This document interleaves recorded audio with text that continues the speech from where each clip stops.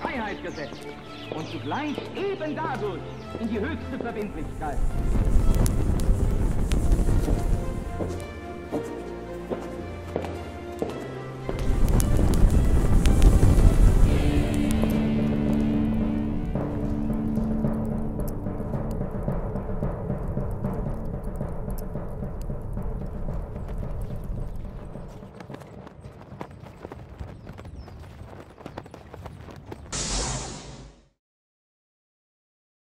Bienvenidos, nos reencontramos una vez más en La Brújula 2021, aquí en este ciclo que hemos decidido hacer junto a mi amigo Pablo Davoli en Conclusión TV. Muy contento, pero muy contento de reencontrarnos. ¿Cómo te va, Lucas? Buenas tardes a todos y como siempre, muy agradecidos con Conclusión TV.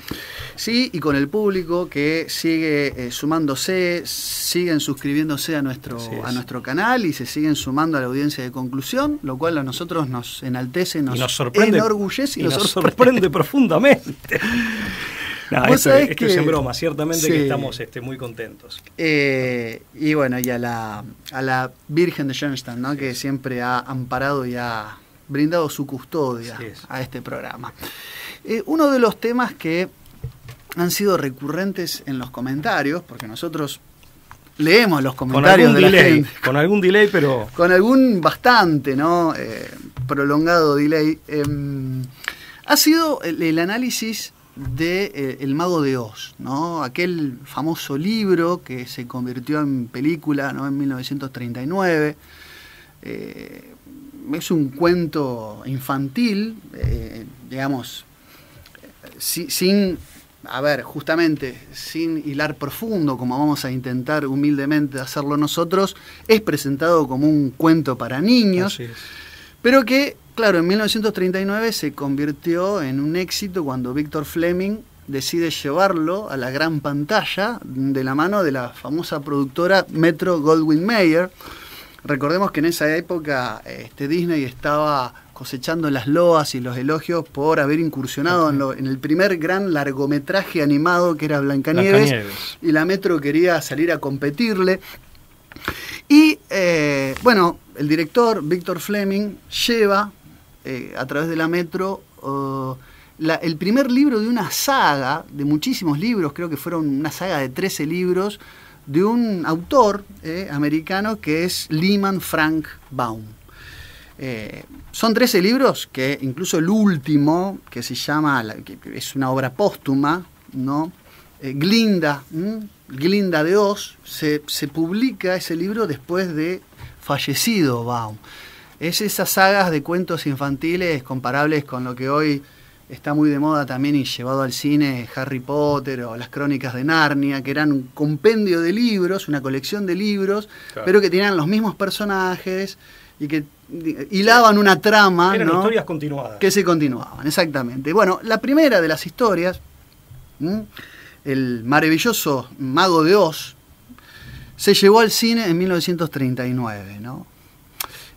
Una historia que entre paréntesis, perdón, con un gasto de dinero para la época, una superproducción cinematográfica. Claro, que de hecho no se recuperó rápidamente. Exactamente, o sea, no fue al principio incluso todo lo que se decidió en el rodaje de la película estaba siempre puesto en duda, como la famosa canción que se hizo, harto famosa y multipremiada, la famosa Over the Rainbow, que canta la adorable Dorothy Gale, que era el personaje principal.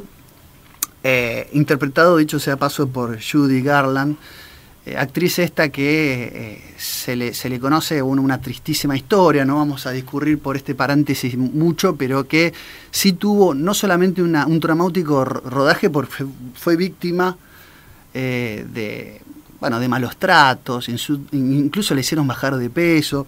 Fue el mismísimo Louis B. Mayer el que la maltrató durante todo el rodaje. Se ve que en Hollywood hay toda una larga tradición de maltratar a las jovencitas, ¿eh? Sí, bueno, desde o sea, Harvey Weinstein, que claro, fue o sea, el que que llega hasta nuestros generó, días. que generó el famoso movimiento Me Too en Sí. Estados Unidos no hace mucho, de la Paramount, si no me equivoco. No lo recuerdo. A lo que fue en su momento la Metro-Goldwyn-Mayer con el mismo Louis Mayer, que fue un maltratador de sus propios actores, ¿no? Incluida la famosa Judy, que era una chica adorable.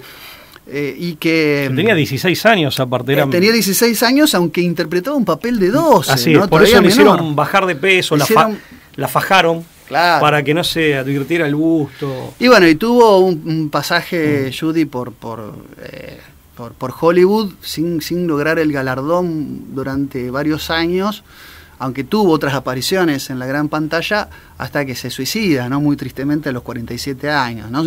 No se suicida, se muere de una sobredosis, vamos a ser exactos, de barbitúricos. Ella tomaba anfetaminas de día y barbitúricos de noche. Imagínate un cóctel explosivo que terminó eclosionando y murió muy tristemente. Una historia de vida realmente que le podríamos prestar otro análisis, pero la intérprete de esta famosísima película, ¿no? Que es, insisto, la llevada al cine de una gran obra de 1900, de Frank Baum, tuvo un triste pasar y un triste final, ¿no? Tuvo un triste final.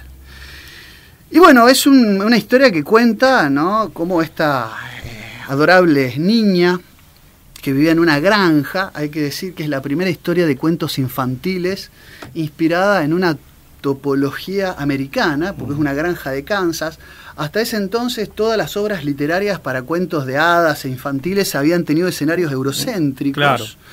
Y por primera vez en la historia, en medioevos, ¿no? Imaginarios, claro, eso es muy de Disney. Exactamente, claro. Muy de Disney, pero además que, digamos, en esa originalidad de la pluma de Baum aparecía la puesta en acto, ¿no? De escenarios netamente norteamericanos, sí. ¿no? Dirigido a Norteamérica. Después vamos a ver el simbolismo que tiene todo esto, ¿no?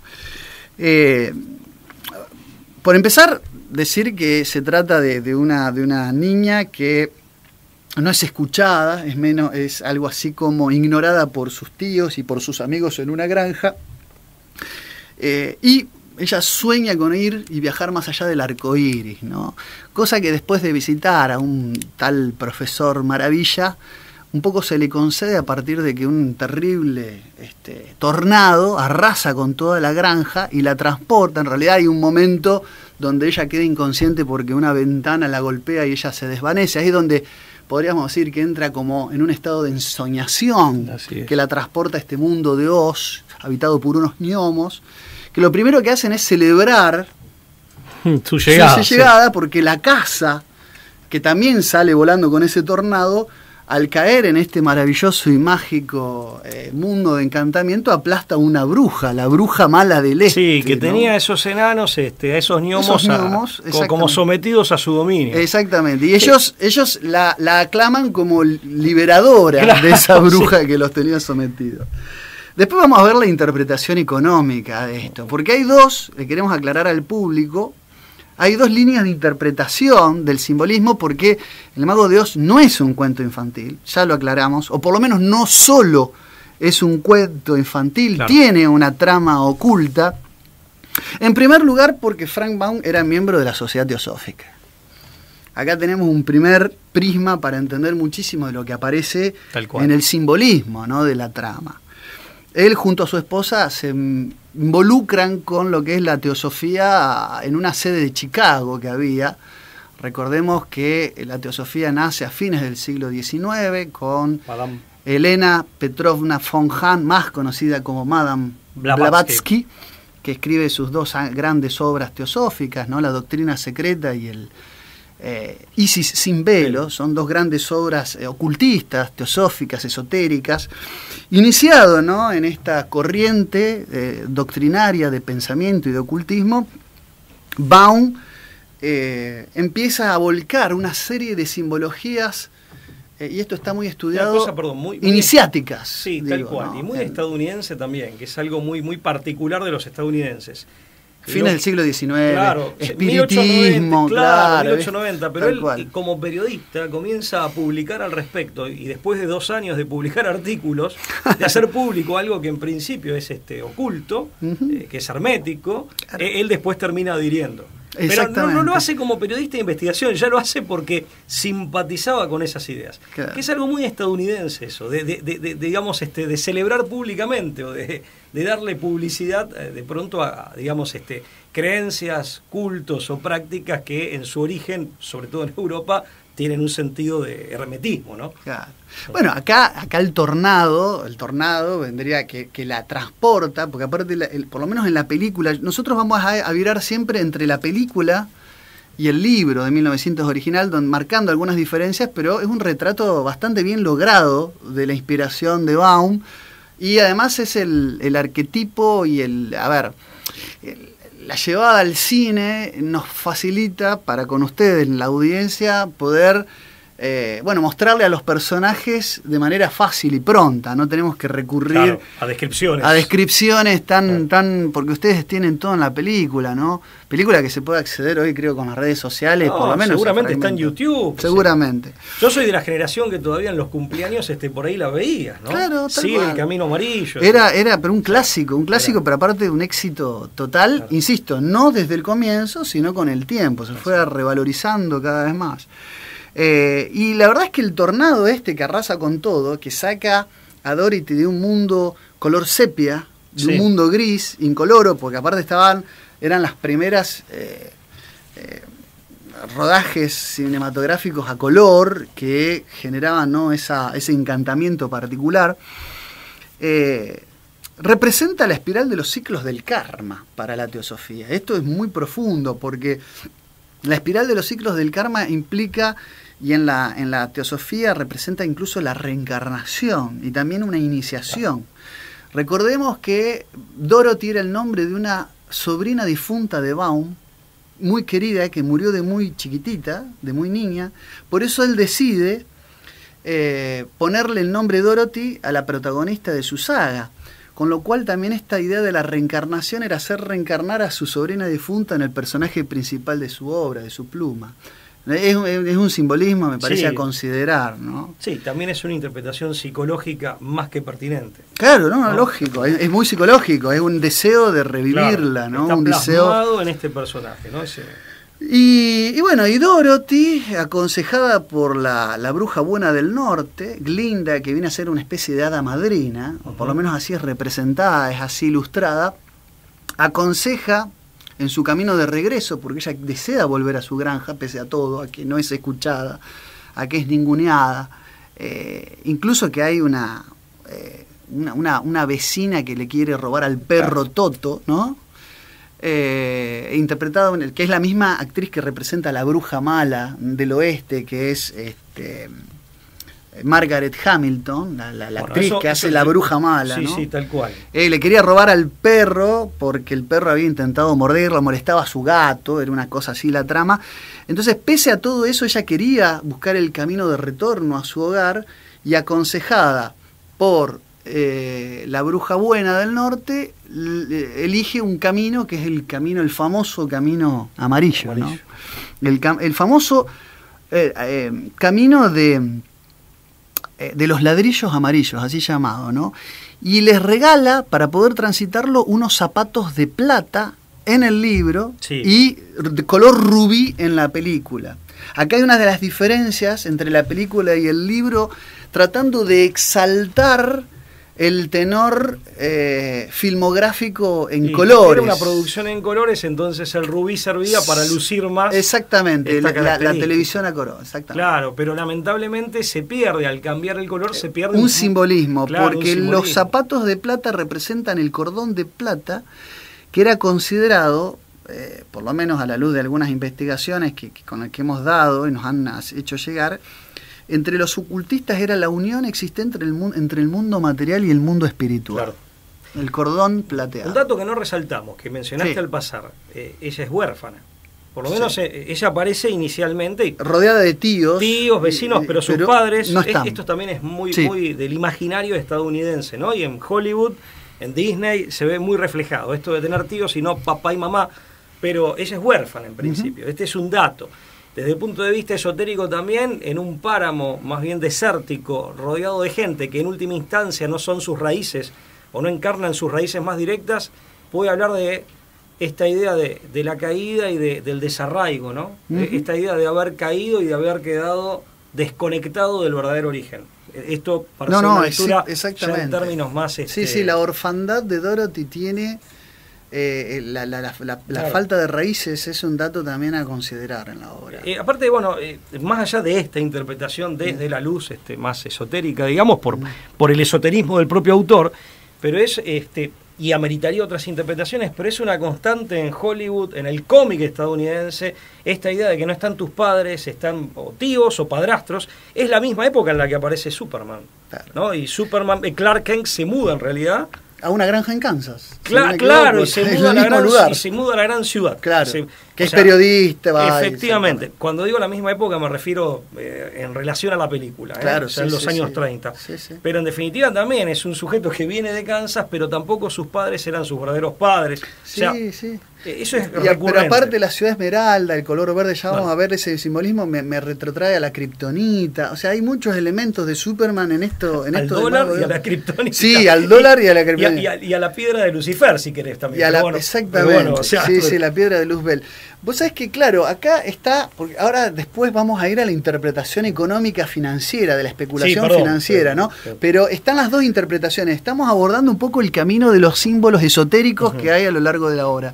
Porque una vez encaminada por el camino de los ladrillos amarillos, empieza a conocer a sus amigos, a los personajes que la van a acompañar el resto de su travesía. Bueno, el primero es el espantapájaros, que representa la mente, ¿no? Que vendría a ser un poco... que está aparte en una estaca donde no se puede mover el espantapájaro, está inamovible y representa la mente analítica y lógica, es decir, el hemisferio izquierdo, ¿no? Que puede tener maravillosas ideas pero sin imaginación, sin la parte crematística que hace a la imaginación. Por eso en el viaje toma todo el tiempo decisiones y es el que trama los ardides más importantes, incluso para rescatar a la propia Dorothy de las garras de la bruja malvada del oeste, pero reclama un cerebro, no tiene cerebro. Eso es paradójico. Y a lo único que le teme es, por supuesto, un fósforo, siendo de paja él, ¿no? Es a lo único que le teme es a un fósforo. Mientras está clavado o está, digamos, instalado como espantapájaros y por lo tanto inmovilizado, él es acosado por pájaros negros que ya no le temen. Los cuervos, que ya se acostumbraron a él. Claro, tal cual, cosa que suele suceder con los espantapájaros, de hecho, en el campo, cuando lo sabía. Pero te quiero decir, eso también es un detalle interesante, tanto para hacer la lectura esotérica como para hacer la lectura política y económica. Absolutamente, y representa desde la perspectiva económica, ya lo adelantamos, a los sectores rurales, ¿no? Al gringo norteamericano que trabaja, al farmer norteamericano que trabaja y está desprovisto de cerebro, o por lo menos así considerado como un hombre que pone el lomo pero no está ni pensado ni listo para pensar, para tomar sus propias decisiones. Lo que el sistema quiere del farmer es que produzca y que cumpla su misión en el campo. Es la visión norteamericana tecnicista, pragmática, pero en última instancia el farmer, si lo tenemos que identificar con un tipo de mentalidad, tiene una mentalidad contemplativa. Es un hombre que, más o menos inteligente según el caso, es un hombre de contemplación. Claro. Es un hombre ante todo de contemplación. Y ahí, desde luego que en Estados Unidos esto es un desvalor, ¿no es cierto? En Estados Unidos. ¿Qué es lo que dice Ébola? Dice Ébola en Rebelión contra el Mundo Moderno, hablando de Estados Unidos, dice: para la mentalidad tecnicista, utilitaria, pragmática estadounidense, el asceta no es más que un parásito. Claro, efectivamente. O sea, un loco peligroso. Y bueno, o sea, está mirado desde ahí. Si bien por un lado hay un intento de compadecerse o de solidarizarse, también el autor no pierde esa mirada. Una cosa interesante, en esa misma época, a principios del siglo XX, la incipiente banca cooperativa del centro oeste de los Estados Unidos, que era una banca agrícola, de los ahorros de los agricultores, empezaba a ser desplazada por una ley al estilo de la que hubo acá en los años 70, una ley de entidades financieras, una reforma del sistema financiero que arrasó con la banca cooperativa, claro, con la que se capitalizaban los propios fármacos. Claro, exactamente. Bueno, creo que ahí tenés el tornado. Claro. Ahí tenés el tornado, que es la crisis financiera que azotaba a los farmers, ¿no? y al mundo de la producción norteamericana. Venían en deflación desde la década del 80 del siglo XIX. Esto está denunciado, ¿no?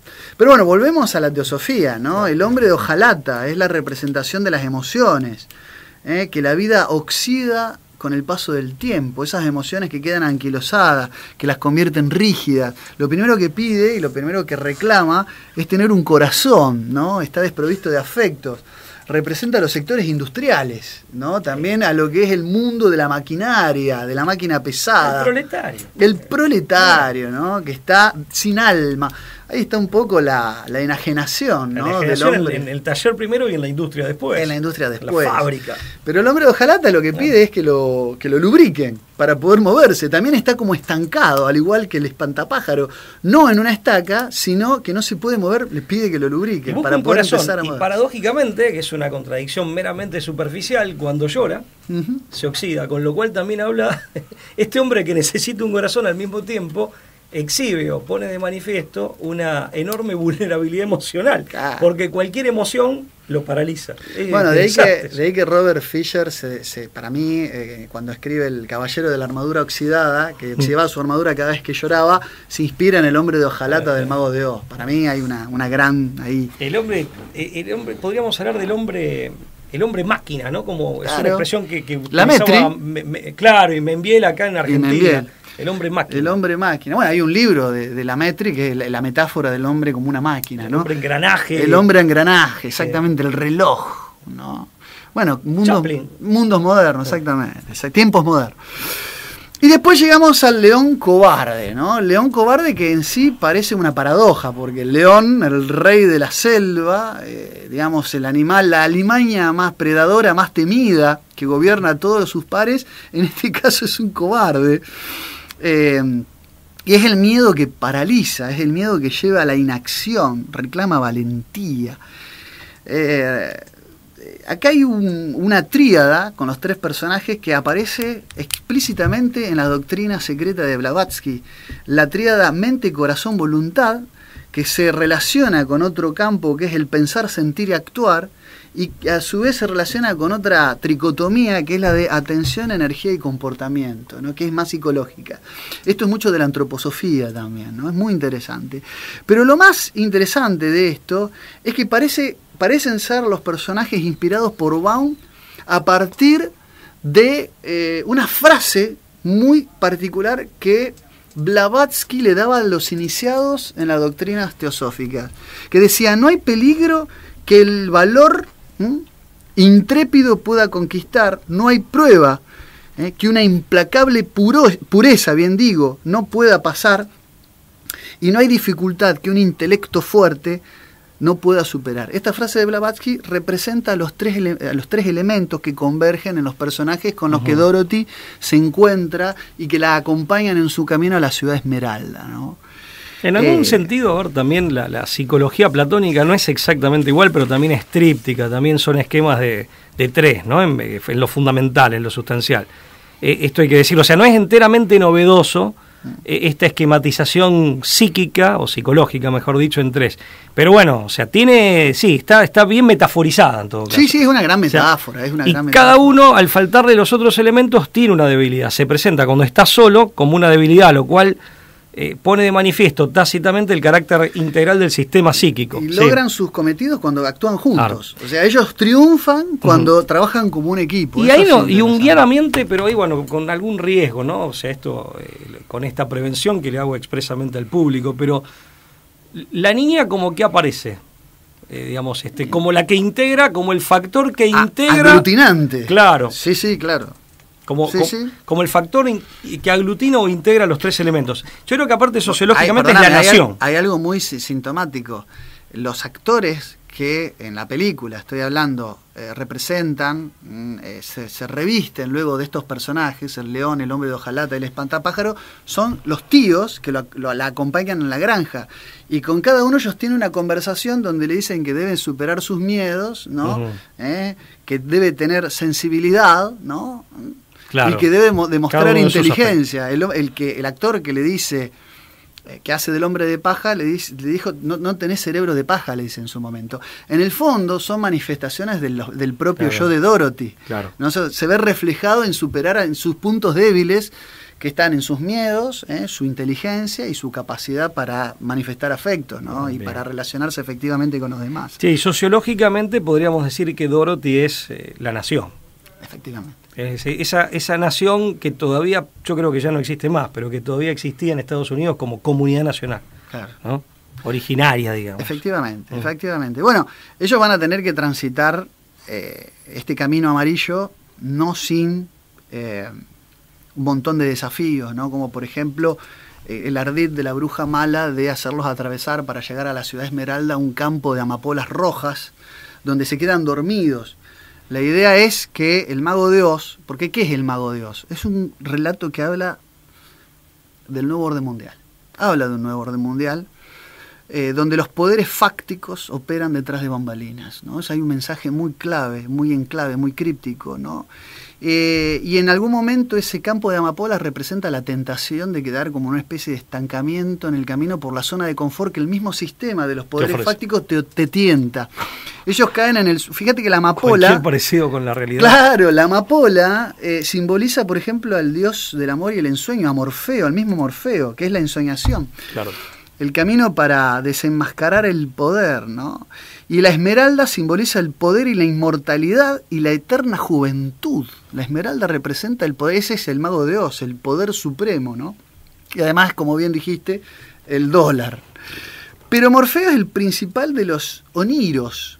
De ahí viene la palabra onírico relativo a los sueños, que es uno de los 1000 hijos engendrados por Hipnos, la hipnosis, que tiene a su vez con Nix, la diosa primordial griega de la noche. Vos fíjate este simbolismo, ellos quedan dormidos en un estado de encantamiento porque hay como un sistema que te tienta a través de lo material, de su poder material, a no seguir tu camino de retorno al origen. Y de descubrimiento.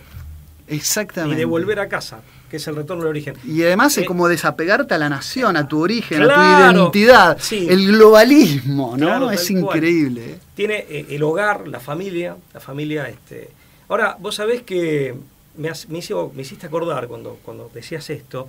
Hay una expresión que usa Stan Popescu, politólogo, psicólogo, rumano-argentino, en un libro Autopsia de la Democracia, en donde él habla del regazo de Leviatán, que yo lo leí hace muchos años y fue una expresión que a mí me llamó la atención. Yo siempre me imaginaba al Leviatán disciplinándote a latigazos, y este hombre, debo confesar que tempranamente empezó a hacer cambiar mis ideas al respecto, decir, no, primero te acaricia, después te puede dar unos latigazos, claro. Pero su primera estrategia de sometimiento es, digamos, un abrazo de oso, si se quiere, o por lo menos esto, ¿no? de adormecerte. Con cierta placidez. Y ahí está muy bien, en los campos de opio está muy bien representado. Aparte, no nos olvidemos que el Imperio Británico hacía poco tiempo se había librado 2 guerras del opio contra China, ¿no? Y que los fumaderos de opio en Estados Unidos para la década del 90 del siglo XIX empezaban a ser, digamos, algo relativamente común por lo menos en la costa oeste. Con lo cual, este hombre sabía de lo que hablaba. Sí, son innumerables los vaticinios iniciáticos, tanto a nivel esotérico como de ordenamiento geopolítico de los actores internacionales que llaman la atención. Sí. No podemos decir si lo denunciaba o los promovía. Siendo teósofo, no me animaría a decir cuál era el móvil de todo esto, pero sí que sabía cosas que no cualquier ciudadano común y corriente sabía.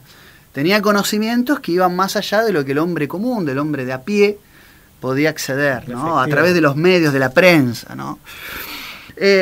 Bueno, resulta que ellos llegan a la ciudad y al castillo de Esmeralda. El Mago de Oz no los recibe, no sin antes pedirle que porque cada uno va con el deseo, el león de que le devuelva que le conceda el coraje, la valentía. El propio espantapájaros quiere su cerebro y el hombre de hojalata, tener el corazón. Y digamos, a cambio de concederle los deseos, le pide matar a la bruja mala del oeste, que sigue todavía pululando, ¿no? Que sigue haciendo de las suyas. Y acá es donde, ¿no? La bruja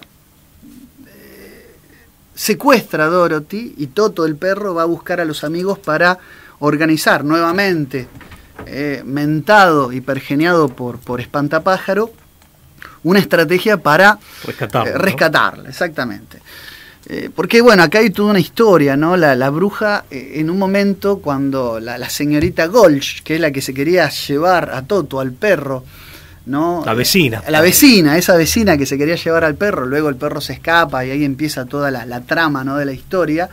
Ella le dice a la señorita Golch, este personaje de Margaret Hamilton, le dice vieja bruja, que es la que se convierte en la bruja mala de la película. En el otro mundo, digamos. En el otro mundo, cada uno de los personajes adopta un personaje, ¿no? Cada uno de los personajes que en el mundo de Kansas pasan al mundo maravilloso de Oz, quedan transfigurados. Quedan transfigurados en estos nuevos personajes de la saga fantástica. Y la bruja tiene secuestrada a Dorothy, hay toda una situación ahí de acción. Para nuestros televidentes, no era solo la bruja de la escoba. Yo pensaba en Doña Clotilde, la vecina del Chavo del Ocho, la serie mexicana, que cuando la imaginaban en su casa era como una bruja, en el imaginario. Claro, la bruja verde, la bruja del con 71. El sombrero y la escoba, claro, exactamente. La bruja prende fuego a Espantapájaros, ella le tira un balde de agua para apagarlo, Dorothy, y este balde de agua la alcanza a la bruja, quien se derrite con el agua. Es decir, la bruja es como que se diluye, es un mero espejismo, acá hay otro simbolismo. Sí. En ningún momento, nunca existió tal bruja, es un impedimento del inconsciente, ¿no? Y fíjate que el agua es, digamos, el elemento que conjura ese espejismo, que revela su carácter, la limpieza, que representa lo puro, lo limpio, la vida también. Exactamente. Sí. Y entonces, cuando ellos retornan el camino, ahora a decirle al mago de Oz que vencieron a la bruja mala, se dan cuenta que el espantapájaro tuvo la idea, que el león enfrenta todos los peligros que se le ponen a su paso y que, el hombre de hojalata es quien llora a sus compañeros y los contiene en cada momento de crítico, si se quiere, ¿no? Con lo cual, en realidad, ellos en el camino superan y logran alcanzar esos deseos que es el mago de Oz el que buscaban se los otorgue. Que después se lo termina otorgando con pequeños diplomas y con decoraciones, ¿no? En realidad, el mago de Oz les hace ver que ya lo habían logrado. Que ellos ya lo habían logrado en el camino. Es decir, el objetivo no estaba más allá del propio camino para tratar de obtenerlo. Hay como una especie de moraleja. Esto sí podríamos decir que podría llegar a tener algo de cuento de niños, ¿no? Pero el mago de Oz, que tenía aparte un nombre, el nombre verdadero del mago de Oz era kilométrico, era Oscar, era Oscar Zoroastro Fadin Isaac Norman Henkel Emanuel Ambrosio Dix. Claro, ese era el verdadero nombre del mago. Zoroastro, Emanuel es una manera de designar a Cristo.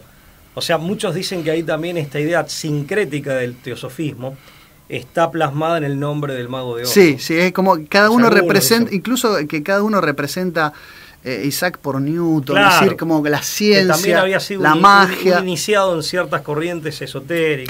Tal cual.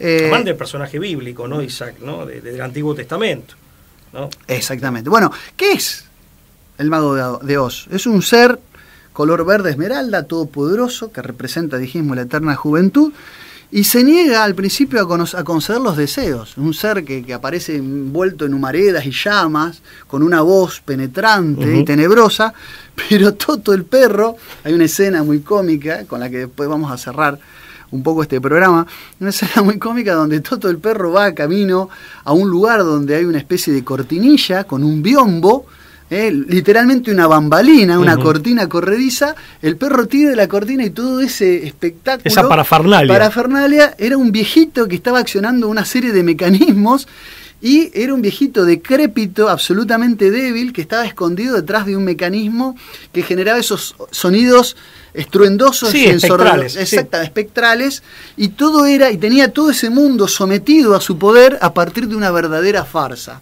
Todo un show. Bueno, acá hay mucho para decir. Tal cual. Primero, el nuevo orden mundial se cae porque es tan solo una farsa, un espectáculo de espejismos cuando las Naciones Unidas le hacen frente y corren el velo hacia la verdad. Primera interpretación, por lo menos que yo hago, creo que vos la compartís, ¿no? Sí, sí.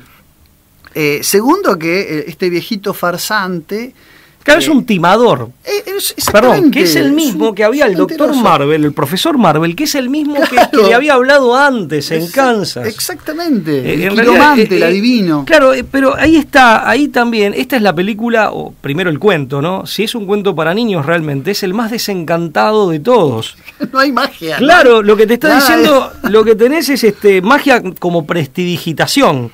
O sea, una especie de fantasía, pero en el sentido de la simulación, del show, ¿no? No es una auténtica taumaturgia. Claro, yo digo esto porque en Estados Unidos, que es un país con una playísima espiritualidad y una religiosidad, bueno, ya hoy en día hecha añicos, pero incluso tradicionalmente impregnada de iluminismo, o sea, una religiosidad ya de por sí muy, muy superficial. Justamente la vida espiritual tenía un remedio en la fantasía, que es de lo que hace gala Disney. ¿Viste? Vos vas a Disney y es fantasy por todos lados. O sea, hay una declarada intencionalidad de apelar a lo fantástico, pero ahí por lo menos es un remedio de vida espiritual. Son ensoñaciones chamánicas, porque esa fantasía de Disney, de hadas empalagosa. Claro, casi. Son ensoñaciones, pero chamánicas en términos esotéricos del bajo astral. Sí, porque en el fondo es una taumaturgia mágica, si se quiere, pero inmanentista. Es la princesa que se casa con el príncipe. O sea, es una tecnología de lo sobrenatural utilitaria para cosas de este mundo. Claro, sí, como producto de manufactura. Claro. Producto de consumo, ¿no? Yo digo, es magia para asuntos de este mundo y es una suerte de escape. Esta idea de fantasía es mágica, es una de escape a la crudeza de este mundo. Ahora, acá ni siquiera es eso. Acá es magia como prestidigitación. O sea, es la magia del truco y del timo. En donde lo que te está diciendo Baum, y después la película, es, en definitiva, que detrás de toda esa parafernalia que te puede sorprender y eventualmente atemorizar y hacer obedecer, no hay más que un pobre hombre que tiene poder en la medida de que vos le crees.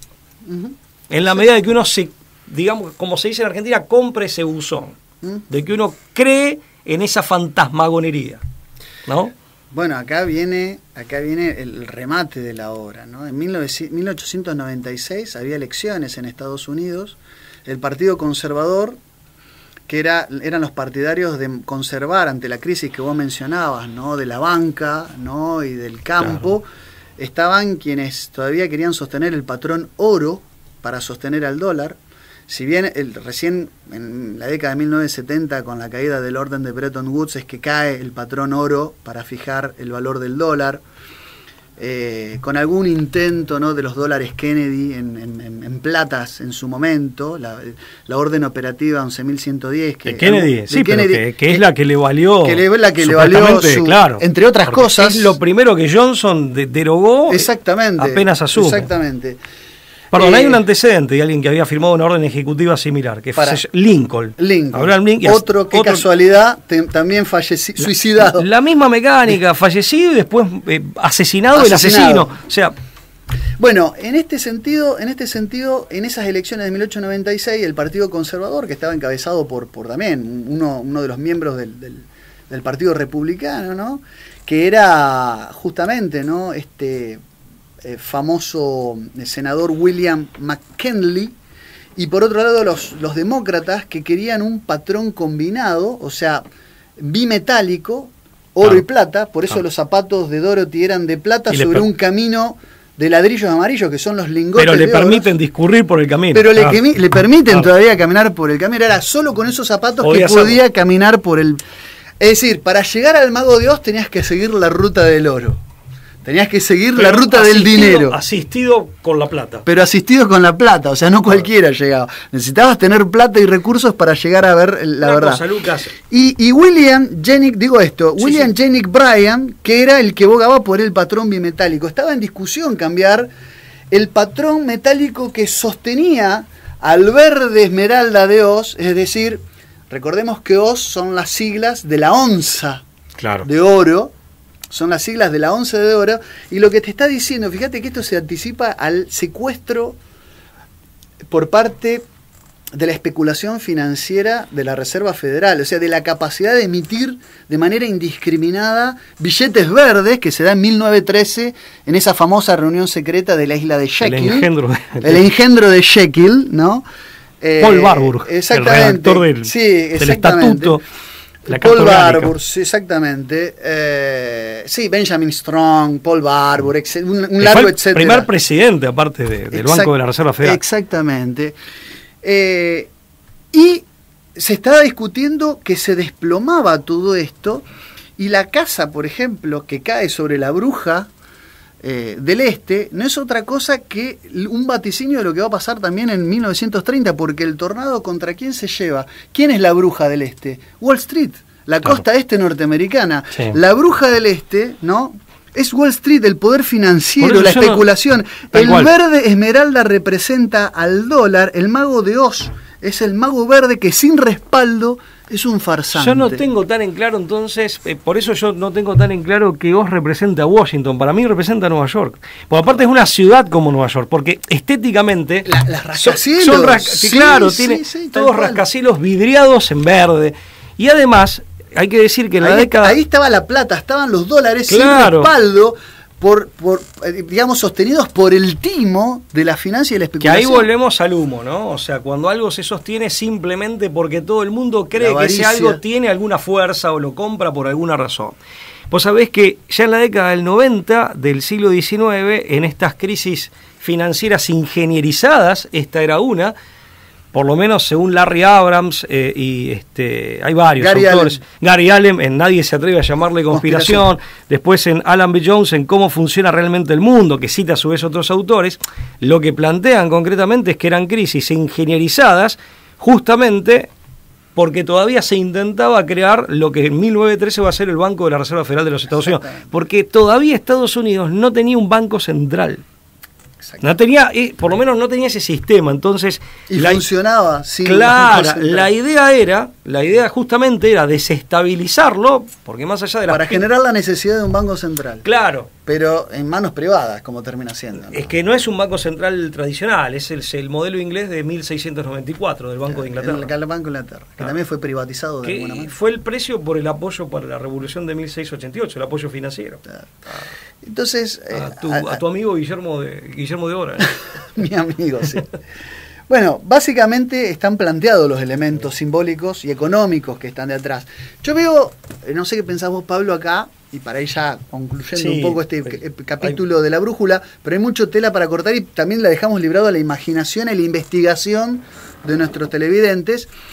Entiendo que lo que hay es que en clave esotérica y teosófica, Baum tenía acceso a información que le permitía avisorar algunas crisis que no tenían nada de espontáneas, que iban a ser provocadas. Tanto la que se estaba viviendo con lo que era la discusión sobre el patrón metálico que respaldara al oro, o que podía llegar a no tener ninguno, la especulación financiera de los tiburones de Wall Street, vaticinios a lo que sería la debacle, el tornado que iba a generar una caída en Wall Street en 1930. Fíjate que la obra de Baum es de 1900, del año 1900. Claro.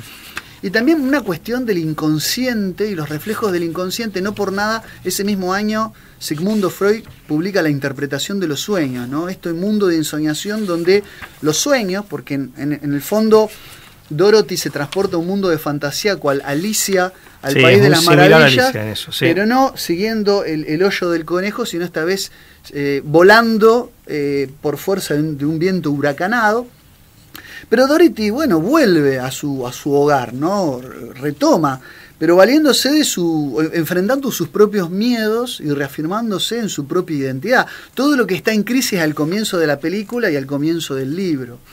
Quiero decir que hay muchísimos elementos simbólicos que retratan el mundo tal cual como lo vemos hoy. Especulativo, globalizado, simulado, con crisis de identidad, farsante y simulado, claro, y absolutamente despojado de una metafísica que profunda. Eso es Heidegger, ¿no? O sea, claro, esta era como vacío, era, bueno, es Orwell, la era de, digamos, de simulación y engaño, y la era del disimulo es Heidegger. Heidegger en la década del 30, ni hablar más adelante. Claro, o sea, en definitiva... La manipulación, porque el mago lo que hace es una manipulación. Y se construyen gigantescos poderes que son leviatánicos sobre la base de una simulación, pero que todos sostienen. Que todo el mundo de pronto, aún los propios sometidos, y esto es lo que tal vez ameritaría otro programa, que nos detengamos a hacer un análisis más de psicopolítica, que por alguna razón todo el mundo sostiene. Aún aquellos que de pronto advierten de que como mínimo algo raro hay, que pone en duda esa fachada o esa mampostería, ¿no? Sí. El mensaje que creo que podemos transmitirle a la gente es que si quiere saber quiénes son los poderes fácticos, quiénes dominan el mundo, que sigan el camino amarillo, la ruta del oro, que sepan, claro, quiénes tienen sus cuentas en paraísos fiscales. Hoy podés seguir la ruta del dinero y encontrar quiénes realmente tienen poder, el poder de hacer lobby y operar detrás de los gobiernos que son elegidos por los pueblos. Me parece que es un mensaje muy concurrente y elocuente para entender los tiempos actuales. Sí. La permanente tensión entre poderes fácticos y poderes formales, o poderes reales del dinero, y los poderes que deberían hoy decidir en pro y en favor de los pueblos. Aparte, una nueva hora de los pueblos. A veces es cuestión de sentido común y hacer preguntas que son muy elementales. Por ejemplo, en 2019, desde el board del Banco Mundial, en 2 ocasiones, una en agosto y otra en abril aproximadamente, dijeron, bueno, el mundo, algo que ya sabemos, ¿no? El mundo está sobreendeudado, tanto el sector público como el sector privado, en el primer mundo, en el así llamado tercer mundo, el mundo está sobreendeudado. Hay una crisis de deuda, todo el mundo está endeudado. Y la pregunta es... La deuda mundial es 7 veces el PBI claro, del mundo. Y la pregunta es, si todo el mundo está endeudado, ¿quién es el acreedor o quiénes son?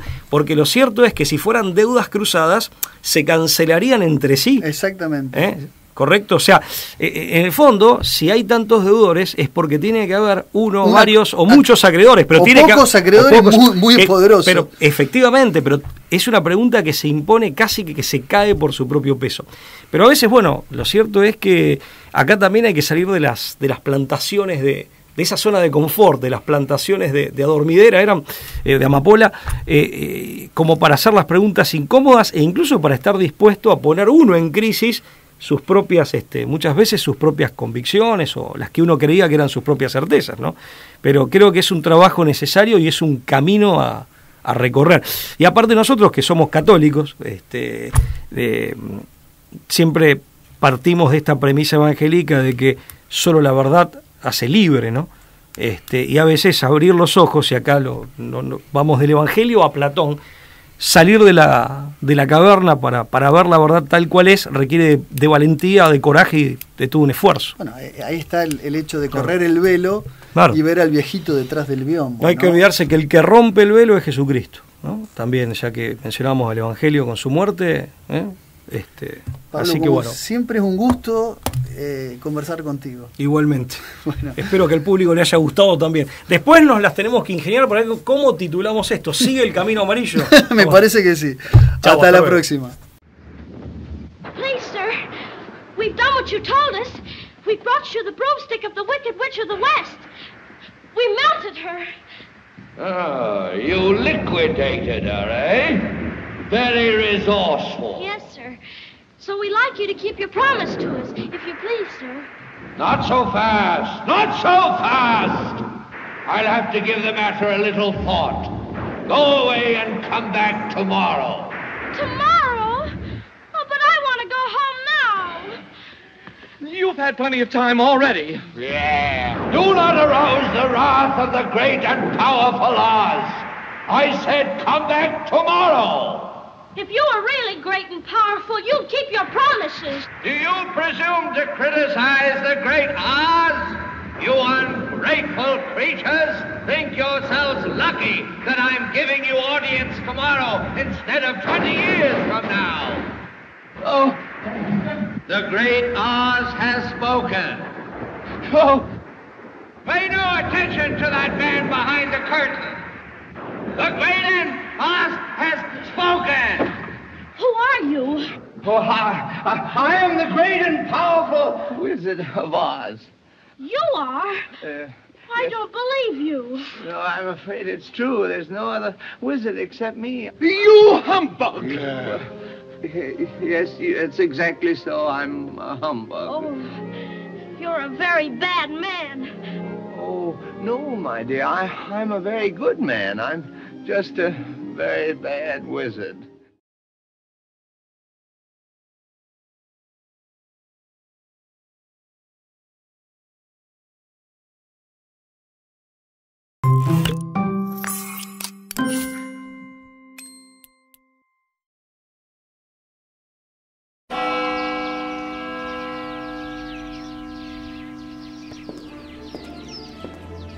Freiheit gesetzt und zugleich eben dadurch in die höchste Verbindlichkeit.